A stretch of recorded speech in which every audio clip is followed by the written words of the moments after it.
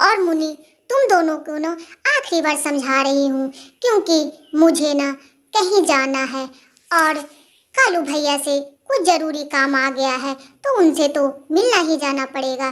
तुमको समझा रही हूँ कि दोनों बहनें अच्छे से वन में खेलना कूदना खाना पीना। ठीक है? ठीक है मामा, मैं कोई बदमाशी नहीं करूँगी और दोनों बहनें आराम से खेलूंगी। क्यों बहनें, आप ना आराम से जाओ और कालू भैया से मिल के आओ। वनराज के जंगल में टोनी चिड़िया बहुत ही उदास बैठी थी।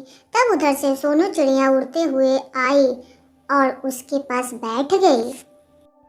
क्या हुआ टोनी चिड़िया, क्यों उदास तुम बैठी हो? क्या करूं बहन, 2 दिन से कुछ खाए पिए नहीं है। मेरे बच्चे सारे भूखे हुए हैं, इधर से उधर वन में भटक रहे हैं।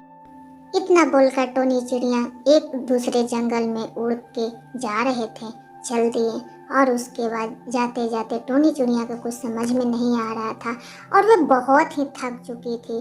तो जाके नदी के किनारे बैठ के सोच रही थी, आखिर क्या करूं। तब उसके दिमाग में एक आइडिया सूझा। तब उसने एक प्रण ले लिया कि मैं अपने बच्चों को भूखा नहीं रहने दूंगी, चिंता मत करना बेटा।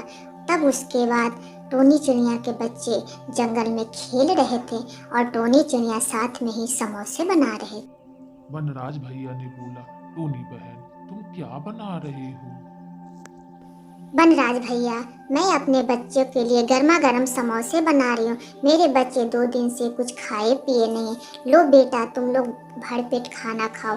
और खाना खा के वो दोनों दूसरे जंगल की ओर चल दिए और दोनों बच्चे भी साथ चले। छोटी चिड़िया बहुत छोटी थी, वो चलते चलते थक जाती थी और बीच बीच में रुक जाती थी। तब उन्होंने दूसरे जंगल में, और उसकी सौतेली बेटी भी थी, वो भी पीछे पीछे आ रही थी और दोनों बहनें साथ में जाने लगी। और उसके बाद वो अपने पहुंचकर दूसरे जंगल की ओर चली गई और वहां से उन लोगों ने बहुत खेलते कूदते तीनों बच्चे के साथ वो रहने लगी और बोली कि बेटा बेटा, हमें तो दूसरे जंगल में जाना है और एक काम है जो मैं करके आती हूँ। तुम ना मोनू चिड़िया के साथ रहना और बदमाशी मत करना, क्योंकि मैं कौवे भैया के साथ जा रही हूँ मिलने के लिए।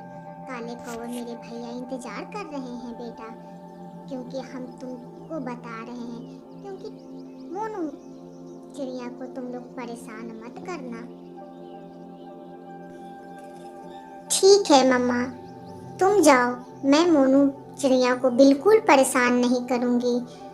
और इतना कहकर टोनी चिड़िया मोनू चिड़िया के रास्ता देखने लगी और मोनू चिड़िया टोनी चिड़िया के बच्चे के साथ खेलने कूदने लगी। बहुत देर के बाद मोनी चिड़िया ने सोचा, मोनी चिड़िया और मोनी चिड़िया की कहानी कैसी लगी दोस्तों? अगर अच्छा लगा तो वीडियो को लाइक शेयर सब्सक्राइब